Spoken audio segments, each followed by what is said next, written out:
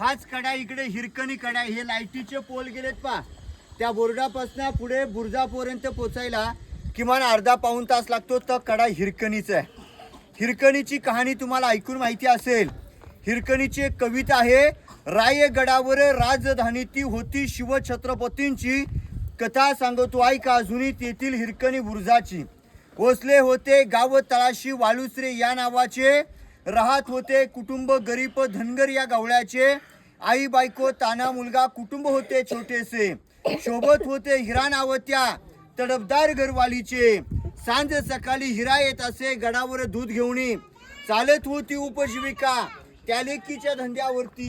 एके दिवशी दूध घालिता हिरा 100 विसावली, ध्यानी नाही आले कधी सांज वेळ टळून गेली. सूर्यदेवता मावळता झाले बंद गडाचे दरवाजे, मनात ब्याली हिरा म्हणाली घरी ताने बाल माझे. या बालाची आठव झाली माय माऊली वेडी पिसी, आणि कडा उतरुनी धावत जाऊनी बाळाला घे कुशी. आतुलनीय धाडस पाहुणे महाराज स्तंभित झाले, साडी चोळी हिरास देऊनी प्रेमी सन्मानित केले.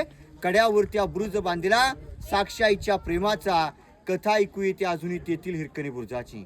हिरा गवळण बाळासाठी जीवाची न पर्वा करता तो कडा उतरली. राजांना कळलं राजधानीचा किल्ला जर एक स्त्री उतरत असेल तर त्या कड्यावरून शत्रू चढू शकतो. गडाचं बांधकाम कच्चं हे हिराने दाखवलं म्हणून सत्कार केला. साडी चोळी देऊन बक्षीस दिलं. त्या कड्याचं नाव दिले हिरकणी कडा. जिथे रोपे शेजारी गाव आहे गावाचं नाव दिले हिरकणी वाडी. आपण आता मेणा दरवाज्यातून जाणार आहोत. मेणा म्हणजे गडाचा मुख्य दरवाजा नाही. तुम्ही आता उतरून जाल तो मुख्य दरवाजा बघायला भेटेल, महादरवाजा. मेणा आणि पालखीमध्ये 2 प्रकार. मेणा बंदिस्त, पालखी ओपन.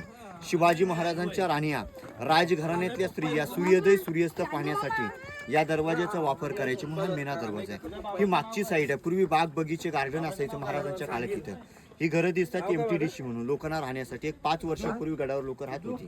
आता अलाउड नाही, परमिशन आहे. 5 नंतर किल्ला बंद करतात. आता मेणा दरवाजातून आपण बाल्य किल्ला जाऊयात.